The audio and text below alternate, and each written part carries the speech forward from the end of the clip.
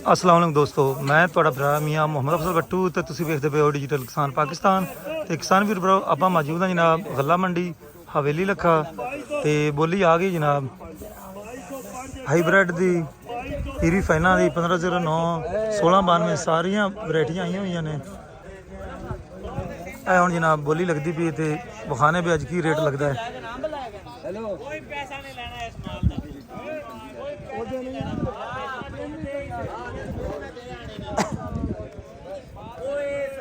ਪਿਆਰ ਨਾਲ ਸਾਡੇ ਨਾਲ ਮੁਹੱਬਤ ਉਹ ਵੀ ਆਪਣਾ ਸਿੰਦਾ ਮਾਲ ਕੋਲ ਬਿਜਲੀ ਦਾ ਬਿੱਲ ਵਾਧੂ ਹੋਵੇ ਬਾਕੀ ਅਸੀਂ ਤਾਂ ਬਿੱਲ ਭੁਗਤਾਣੇ ਪੈਸੇ ਲੈਣੇ ਹੀ ਨਹੀਂ ਉਧਾਰ ਸਰ ਜੀ ਜਿੰਨਾ ਲੰਮਾ ਮਰਜ਼ੀ ਰੱਖ ਲਓ।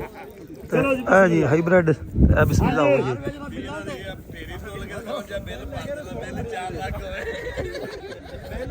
नहीं तो उधार बेच महीने का 2200 रुपए महीने का उधार कर 2200 जी यानी अगला बिल अगे ही सवा महीना हो जाता पुत्र ये अगला बिल ना अगला बिल चल 2200 रुपया सवा 2200 करो जी पीर का बिल 2250 2250 पैसे नो तो ना बोलन 2250 2250 एक 55 60 2260 65 2265 70 2270 2275 2275 80 2280 85 2250 2300 2300 2305 2305 10 2310 15 2320 2320 ढेरी महंगी पावनी आप बोली जावे तुम्हें है सवा 2300 करो जी 2325 2330 2330 एक 2335 2340 2345 2345 एक 2345 50 2350 एक 2350 दो 2350 लफदी नाइन सैन जी 2350 रुपये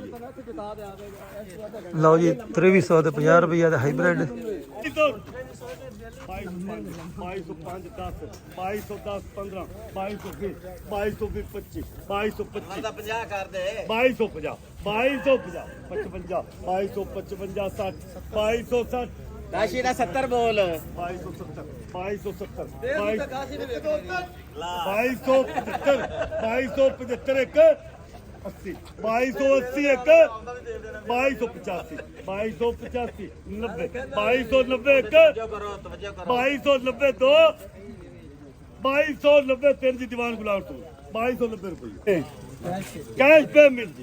हाँ जी हाँ जी कैश पेमेंट नवा लगत जी ईरी फैन जी।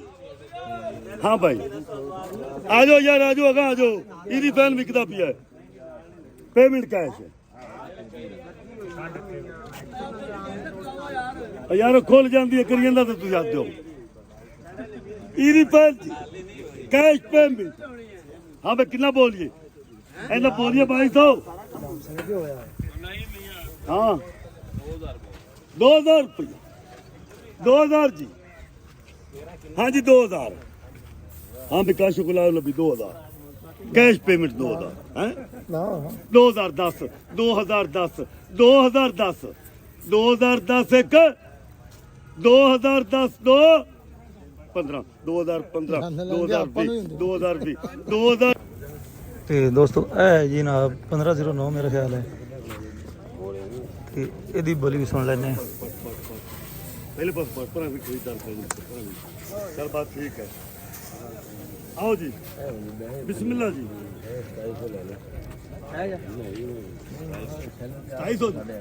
2700 रुपया ये अदनान मुनीर का कैश पेमेंट 2700 2705 2705 2705 10 2710 2710 2710 15 2715 2715 जी 2725 2725 2730 35 2740 45 2750 2750 55 2760 2765 2770 2770 एक 2770 दो 75 2780 2785 2785 90 2790 2800 2805 2805 एक 2805 दो 2805 अल मदीना कमीशन शॉप मियां कमल 2805 रुपये ठीक है। मेरी बहन बिस्मिल्लाह जी अदनान मुनीर जी अदनान मुनीर जी बहन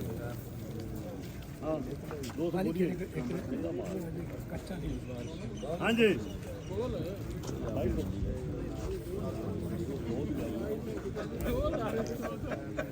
2000 रुपये 2000 जी अदनान मुनीर 2010 2010 2010 15 2020 25 2025 2025 2030 2030 35 40 2040 2040 2045 2050 2050 2050 55 2060 2060 एक 2105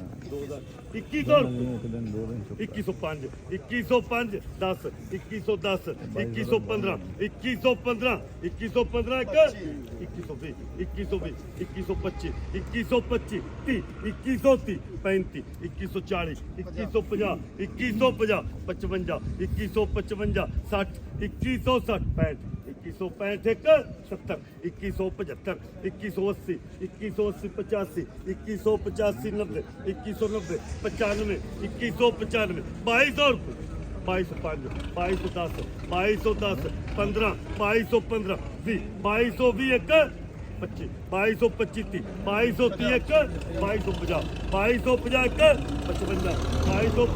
एक 55 2255 एक 2255 2260 2265 एक 2265 2265 70 मीटर 2265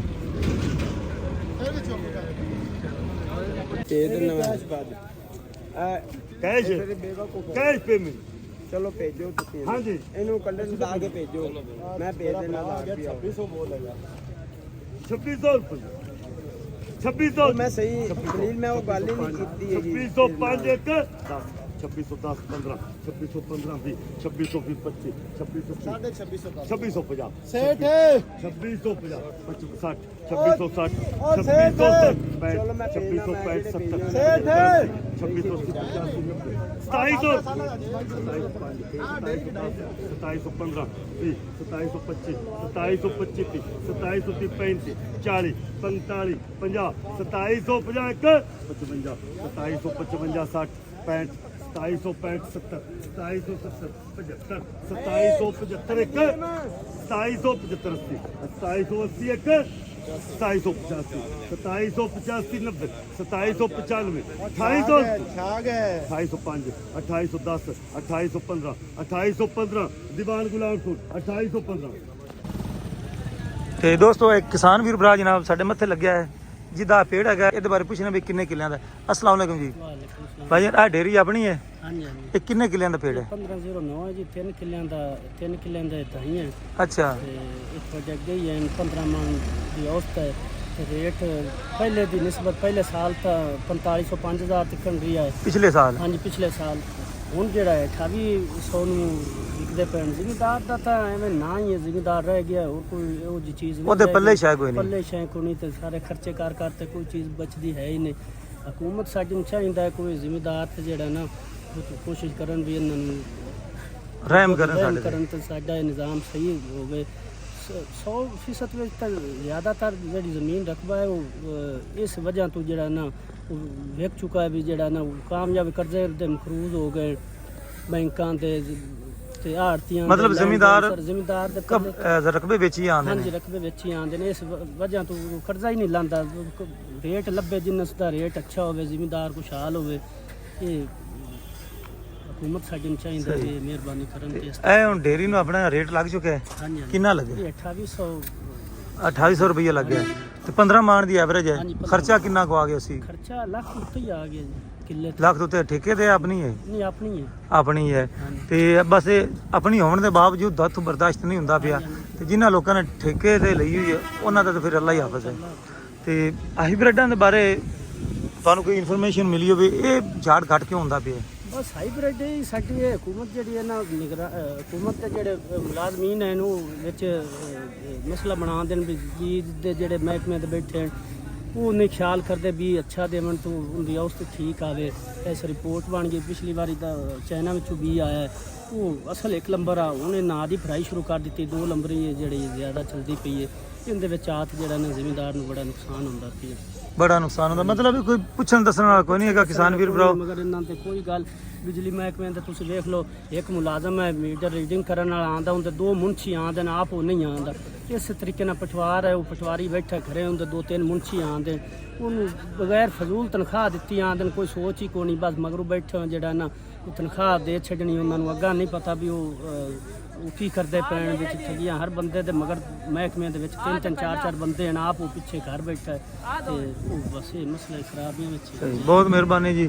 ਕਿ ਤੁਹਾਨੂੰ ਪਤਾ ਹੈ ਪਿਛਲੇ ਸਾਲ ਭਾਰੀਆ ਮੱਕੀ ਨੇ ਜ਼ਿਮੀਦਾਰ ਦੀ ਕਮਰ ਤੋੜ ਦਿੱਤੀ। 4000 ਤੋਂ ਡਾਇਰੈਕਟ 1500 1300 ਰੁਪਏ ਉਹ ਵਿਕਦੀ ਰਹੀ ਹੈ। ਉੱਥੇ ਜ਼ਿਮੀਦਾਰ ਵਿਚਾਰਾ ਬਿਲਕੁਲ ਖਤਮ ਹੋ ਗਿਆ।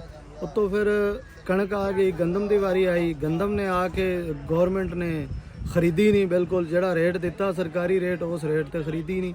2500 2600 ਰੁਪਏ ਤੇ ਉਹ ਜ਼ਿਮੀਦਾਰ ਨੇ ਆਪਣੇ ਗਲੋਂ ਕੱਢੀ ਹੈ।